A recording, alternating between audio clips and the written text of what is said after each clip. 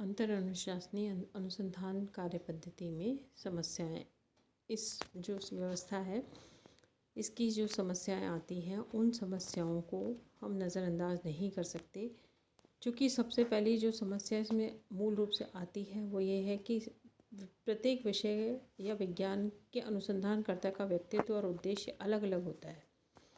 तो जो भी विषय होता है उसमें उसको समन्वित करने की समस्या आती है, उनको एक दूसरे के साथ जोड़ने की समस्या आती है। उनका दृष्टिकोण, उनका उद्देश्य अलग अलग होता है, तो उसको उनके दृष्टिकोण और उद्देश्यों को एकजुट करना, समन्वित करना एक अनुसंधानकर्ता के समक्ष सबसे बड़ी समस्या लेकर आता है।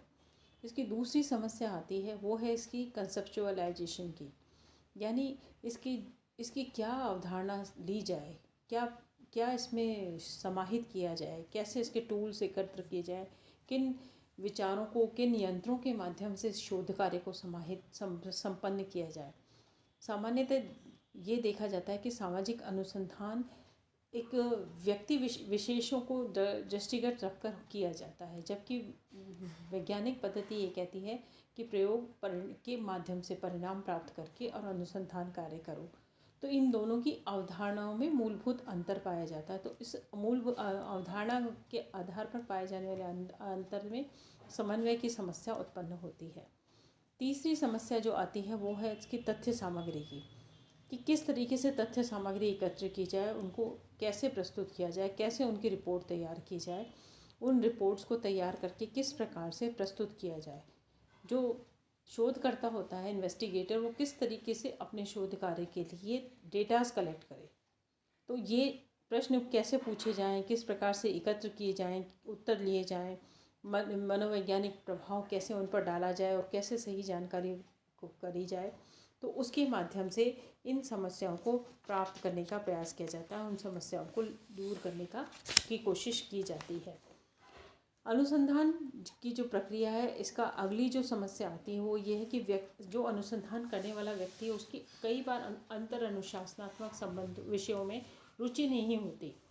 तो वो रुचि नहीं होने के कारण वो क्या करता है, अपनी जिस विषय में रुचि होती है उस विषय को ही लेकर उसको शोध विषय के साथ जोड़कर और अपने अनुसंधान कार्य को पूर्ण करने की कोशिश करता है। तो उससे उसमें एक ही विषय का, एक या दो विषयों का जो भी उसकी रुचि के होते हैं उन विषयों का ही प्रभाव दिखलाई देता है, जबकि ऐसा होना नहीं चाहिए।